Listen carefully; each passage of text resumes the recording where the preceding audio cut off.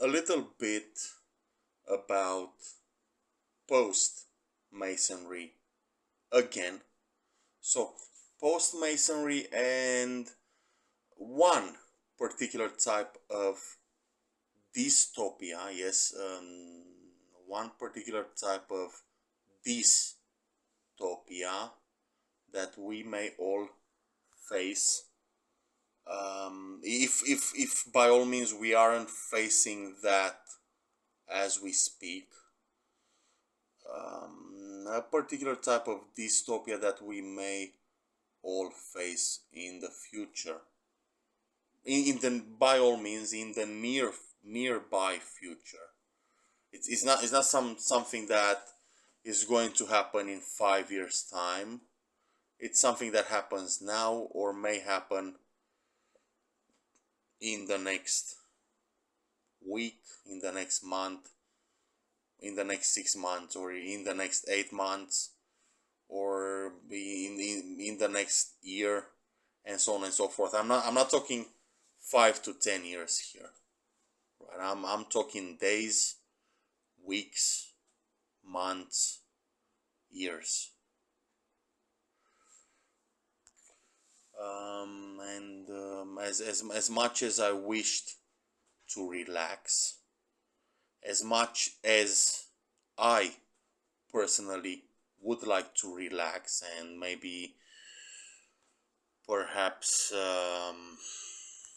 enjoy myself as much as possible, this thing is definitely impossible to achieve. Okay, I cannot stand still because, well, things are happening in the world and they are not good. Things don't look good. Things aren't good, people. So, a friend of mine, Father Mark Goering from Ottawa in Canada. Of course, Ottawa is the capital of Canada. So, in a similar way in which Canberra is the capital of Australia. I think these two countries are both federal, if I'm not mistaken. Is Canada a federal country? Sorry, I'm not familiar with the history of Canada or North America. Sorry, well, obviously these places existed for a very long time, so they must have a history. Okay, whether we know it or not, I refuse to believe that the history of the North America and the history of Americas in general commences with the year 1492. Okay, so is that when America begins? What's so special about the year 1492, right? I mean, it's 300 years or so since the Great Schism, but and it's 1492 years after the birth of Jesus Christ, right? But I mean, what on earth is special about year 1492 in the history of North America, right? But let's forget about that. I think Canada is federal in the same way in which Australia is federal. New Zealand is not, by the way. And for all of you American people that know about a little bit about geography and about the geography of the Pacific, okay, New Zealand, the my place of residence, New Zealand, Wellington. Wellington is New Zealand is not that island. You know the island that I'm talking about. You know the island that I'm referring to right now. Um, the island below Australia in the Pacific area. Okay, that's not New Zealand. That's Tasmania. Okay, so that island is Tasmania. It's not New Zealand. And New Zealand, by the way, New Zealand is not federal. I think New Zealand isn't round enough to be federal or something. New Zealand has a weird shape, something that could be classified as a phallic shape. There's something interesting about the shape of New Zealand. If like from the top, the of course 90 Mile beach over there at the top, and Invercargill at the bottom. Of course, if we are to classify New Zealand loosely, we would say that it splits into three parts basically: the northern part, the central part, and the southern part. The southern part being the southern part being the southern island, and the northern part being up to Rotorua, I guess, or Taupo, and the middle being the rest, I think, or something like that, something along those lines. But okay, so greetings, Father Mark Goering. Greetings from Wellington in New Zealand. Greetings from Cuba Street in New Zealand, and you're often in my thoughts, and I follow your internet material closely, and I like it. I enjoy it. I enjoy the quotes that you give from the scripture, and I'm always trying to guess. I'm trying to guess if the quotes. I mean, Father Mark Goering always starts his sermon. Yes, you could call it a sermon. The internet sermons, the internet segments that he does. He starts by saying "Viva Christore," which it has a historical connotation. I think the connotation of this particular phrasing "Viva Christore" is historical. I think it's a historical connotation, but I don't know the history of Viva Christore. And Father Mark Goering always ends with a Bible passage, and I'm trying to guess. Like I've been watching a lot of segments, and I don't know if he opens the Bible randomly or not. Okay, that's that is the question is, because well, does Father Mark Goering know all of the Bible? Like basically, does he have a rough understanding of the whole of the Bible? Does he?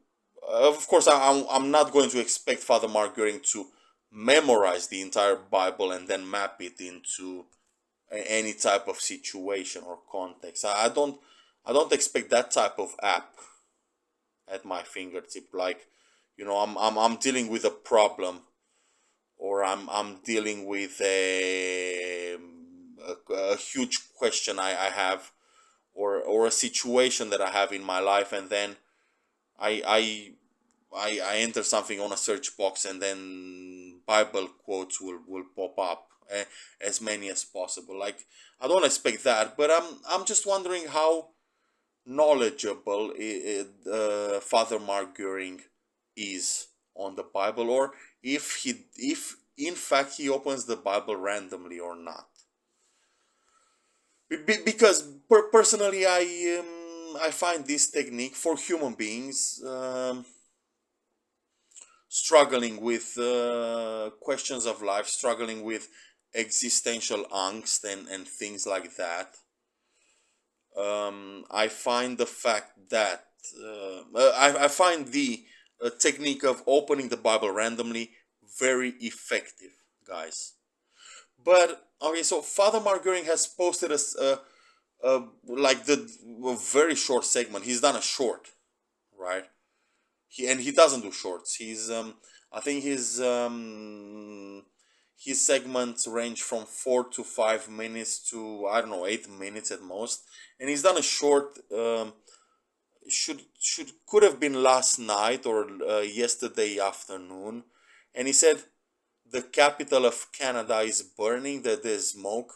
Could have been one building or two buildings, or at most three buildings. And look, this saddens me a lot. So this is not funny. This is not Caligula material. This is Nero material. I mean, an entire capital of a civilized country. I think Canada. Canada is one of the most civilized countries in the world, and a capital of such a great and civilized and um, technologically advanced country can be set on fire that easily. I mean, maybe I'm mistaken about this. Maybe, or perhaps Father Goering panicked. He doesn't seem. Father Goering is 50 years old. I don't think. Yes, people, believe it or not, he looks 30 years old in his segments, but he's 50 actually, if my arithmetic is correct. And he doesn't seem the type to panic that easily. He seems, and yeah, he seems realistic about things. He's not a skeptic either. I don't think from everything that I've seen from Father Goering, I don't think he's a skeptic. I think he's more of a realist. He gives me the impression when I follow Father Goering line by line, idea by idea, concept by concept. I get the impression that Father Goering is investigating stuff, right? So he doesn't claim omniscient knowledge. He's not omniscient by all means. Father Mark Goering is not omniscient, but by a long measure. Yet he's not a skeptic either. He doesn't come across as a skeptical figure in the philosophy of the church. Okay, so when somebody like Father Goering comes and says, "Look, our capital is burning," well, that worries me, because, to put it frankly, and if I am going to use tools like the Hofstede measure of verticality in a society, I think Canada is pretty good, and by that I mean the social pyramid in Canada is kind of flat. It's people are well educated, people are highly civilized, and well, in other words, and you know what I mean by this. In Canada, the social the length from the bottom to the top of the social pyramid is highly small. Okay, and that is desirable for many countries, if not for all of the countries in the world. So when somebody like Father Mark Goering tells me the capital of Canada, Ottawa, is in fact burning, well, that casts doubts on my civilization, on my idea of civilization, of Western civilization. I start doubting things. I start doubting if we are in fact, if we have progressed, if we're educated enough, and things like that. And so I cannot rest, and I go on my computer, and I spend the whole night on the computer basically, and then I realized that, guys, we have the computing technology, we have Tesla.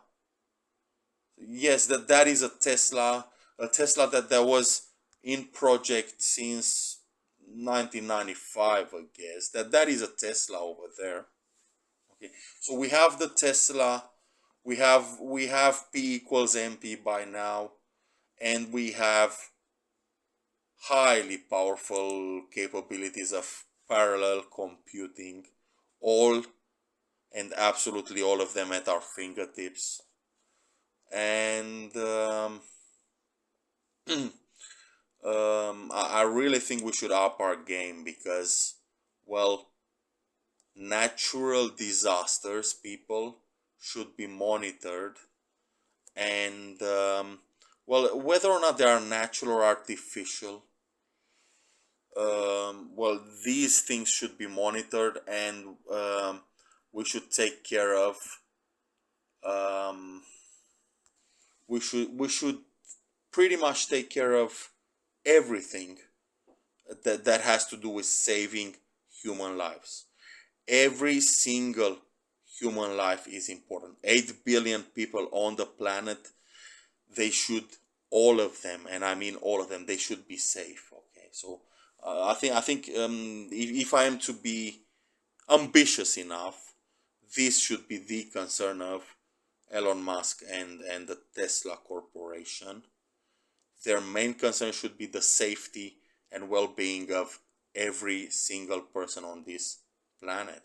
Okay, and okay, so this is something like a postscriptum on what I said about the nature of our world post Freemasonry and where things are headed very very soon. Okay, and I expect I expect this to happen very very soon. I expect all I expect people should care about people, and human lives should be saved rather than jeopardized. Okay, other than that, um okay, so I'm going to end it here, but um it is sad, and it definitely, um definitely, absolutely, definitely speaking, the fact that um a capital like Ottawa is set on fire, like Rome was set on fire, I don't know, thousands of years ago. Well, that casts serious doubt on our level of civilization. Thank you for this.